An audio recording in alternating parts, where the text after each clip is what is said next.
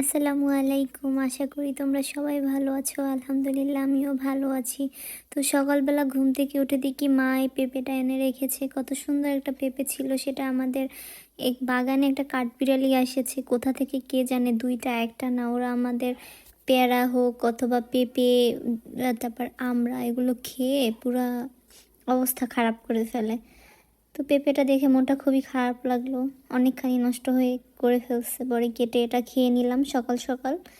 আর সকালবেলা রান্না করে নিয়েছিলাম, যেহেতু আমি দুপুরের দিকে একটু বাজারে যাব, এই জন্য চিকেন রান্না করে রেখেছিলাম। তারপর বাজার থেকে আমি পাঁচমিশালি কিছু মাছ আর চিংড়ি মাছ নিয়েছিলাম, আর নিয়েছিলাম মুরগি। তো আমাদের বাসায় কিছু থাক আর না থাক, মাছের ভিতর চিংড়ি মাছটা অবশ্যই থাকবে, আর ব্রয়লার মুরগিও নিয়েছিলাম। মা সন্ধ্যার সময় বলেছিল যে একটুখানি নান আর চিকেন তান্দুরি খাবে, এজন্য আমি নানের জন্য আটাটা আগেই সন্ধ্যাবেলায় মেখে নিচ্ছিলাম, কারণ এটা অবশ্যই রেস্টে রাখতে হবে 1-2 ঘন্টার মতো। আর মাংসটাও কেটে ম্যারিনেট করে রেখে দিয়েছিলাম তান্দুরি বানানোর জন্য।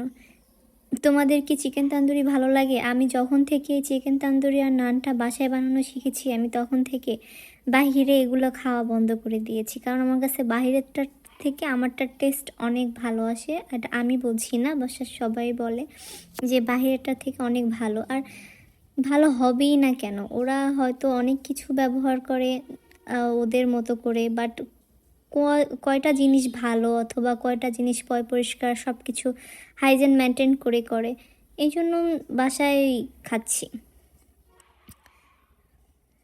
তারপর এটা মেরিনেট করা শেষ, এখন আমি এগুলো ভেজে নিব। যদিও এখন ফ্রাই প্যানটা আমার পুরোটা পুড়ে নষ্ট হয়ে যায়, সমস্যা নেই, বাট অনেক মাশাআল্লাহ অনেক সুন্দর হয়েছে। নানগুলো অনেক ভালো হয়েছে, ফুলকো ফুলকো নরম নরম।